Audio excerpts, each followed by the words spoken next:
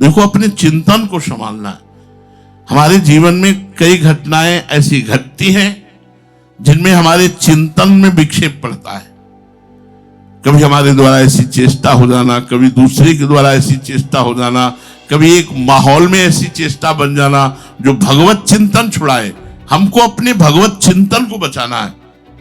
जरूरी नहीं कि हम शाम तक जिए।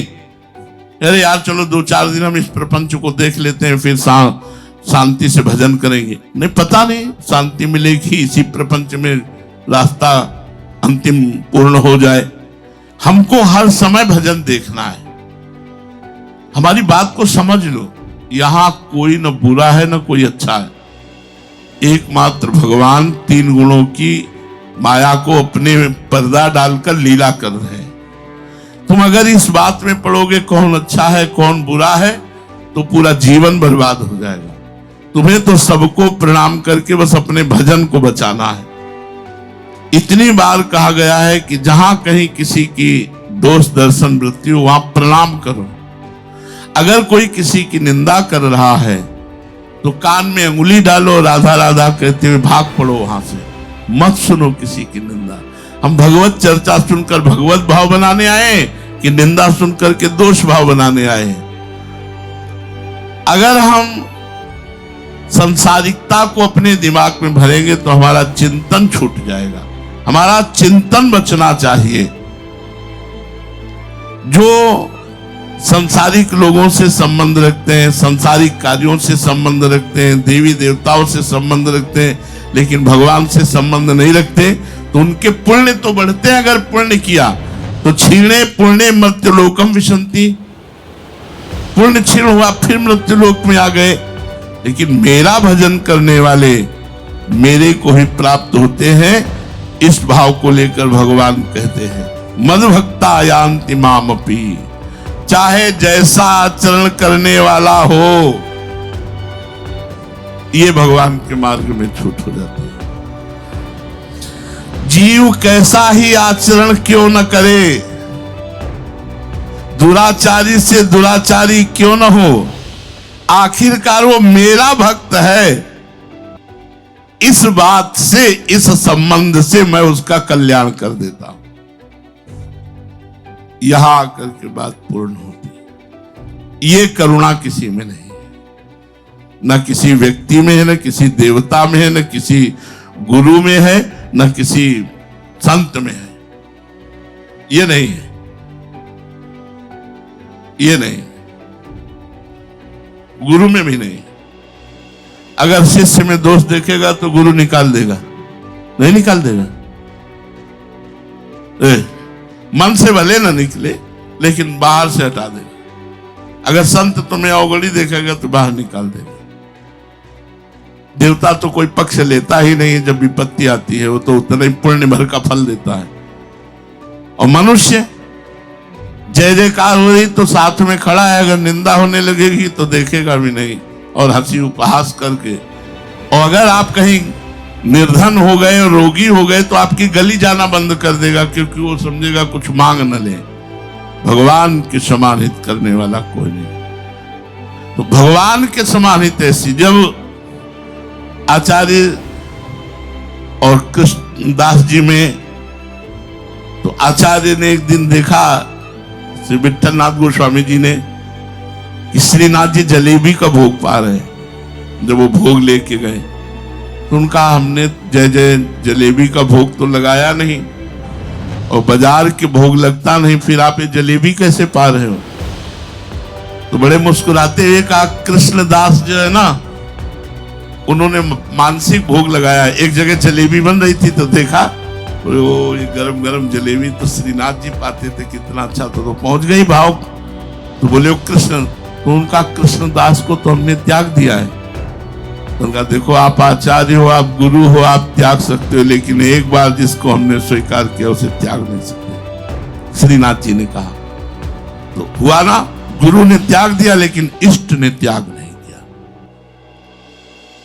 उमा राम समहित जग माही, गुरु पितु मातु बंधु को नाही। उनके समान कोई हित करने वाला, कह रहे मद भक्ता यान्ति मामपि, सब छोड़ सकते हो, क्योंकि सब गुण के पुजारी हो। अवगुण करे समुद्र सम गणत नापनो जान, राई के सम भजन को मानत मेरु समान। समुद्र के समान अपराध बन जाए तो भी लालडी जो मानती नहीं कि अपराध बना। इसीलिए उमा राम स्वभाव जे जाना, ताई भजन तज भावना। ना कोई मनुष्य, ना कोई पदाधिकारी, ना कोई शिष्य, ना कोई संसार का या संसार से जो और भी लोग हैं उनमें देवता ऐसा कोई है कि अवगुणों का पक्ष ले ले, दुराचारी का पक्ष ले ले। वो केवल एक भगवान है, अपिचेत दुराचारो। इसीलिए भगवान के समान प्यार करने वाला कोई नहीं है। जो दुराचारी से दुराचारी आचरणहीन है, पर वो मेरा भक्त है, इस बात से मैं कल्याण कर देता हूं। ये बात उसने केवल मेरे से संबंध जोड़ा और आसक्ति और आग्रह पूर्वक विषयों का सेवन किया। आसक्ति और आग्रह पूर्वक, लेकिन संबंध मेरे से जोड़ा, इस बात से मैं उसका कल्याण कर देता हूं। ये समझ के परे की बात है। आसक्ति पूर्वक विषयों को भोग रहा है, इसको कैसे भगवत प्राप्ति होगी? बोले इसलिए भगवान को अपना मान लिया है ना, इसलिए इसको भगवत प्राप्ति हो जाएगी। विषय सेवन उसको नहीं परास्त कर पाएंगे।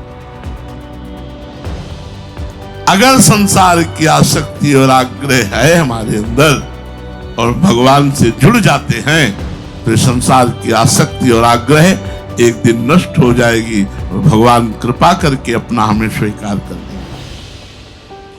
भगवान का विधान भगवत स्वरूप होता है। भगवान अपनी सत्ता से अपने भक्त का कल्याण करते हैं। जैसे कोई गोदनामे ले ले, बिल्कुल गरीब का लड़का है, दरिद्र है, लेकिन वो खरबपति है, तो हो गया ना खरबपति, तुरंत खरबपति हो गया बिना कमाए। ऐसे ही भगवान की शरणागति है। भगवान की शरण में होते ही जीव जैसा भी मलिन हो, भगवान उसे निर्मल स्वभाव वाला बना देते हैं। भगवान उसे संत बना देते हैं। करो सद्यते साधु समाना, कोटि विप्र बदल आ गए जाहु, आए शरण तजो नहीं ताहु। इसीलिए मद भक्ता यान्ति मामपि, भगवान कहते हैं कि मेरा भक्त मुझे ही प्राप्त होता है। हम सबको चाहिए कि अगर हमें कामनाओं की भी पूर्ति करनी है तो अपने भगवान से। बहुत जन्मों से हमारा मलिन मन है, साफ करते करते हो सकता है फिर कोई छींटा लग जाए, फिर कोई गंदगी लग जाए। एक दूसरे के हाथ में मिला के चलो, बड़ा फिसलन वाला मार्ग है। अगर कोई गिर रहा है तो हमें चाहिए कि 4 लोग मिलकर उसे संभालें और उठाकर आगे बढ़ावें। ऐसा नहीं है कि गिर रहा है तो 4 लोग मिलकर चाल लाते हैं और मार दो कि वो दलदल में चला जाए। गिर रहा है तो उसे उठाओ, उसे उठाकर आगे बढ़ाओ, तो भगवान तुम्हें गिरने नहीं देंगे। अगर तुमने भगवान का भक्त मानकर कोई गिर रहा है और उसे समझाकर बुझाकर चारों तरफ से घेर कर बचा लिया, माया का तूफान आया, तो तुम्हें भगवान बचा लेंगे। तुम्हारा पक्ष भगवान लेकर तुम्हारा कल्याण कर देंगे। एक भगवान की ही शरणागति ऐसी है जिसमें हम निर्भय हो सकते हैं, नहीं तो और कोई भी साधना कर लो उतना ही फल मिलेगा। और भगवान की शरण में दुराचारी से भी दुराचारी, आचरणहीन, संसारासक्त भी भगवत प्राप्ति कर सकता है जो भगवान की शरण में। इसलिए हमें प्रभु की शरण में होकर निरंतर नाम जप करना है और अपने आप को बचाते हुए प्रभु तक ले जाना है। और जहां हम बच ना पाए वहां रोएं और प्रभु से पुकारें कि हे दीनानाथ मेरी रक्षा करो, वही रक्षा करेंगे। शेष चर्चा आगे। श्री राधा वल्लभ लाल।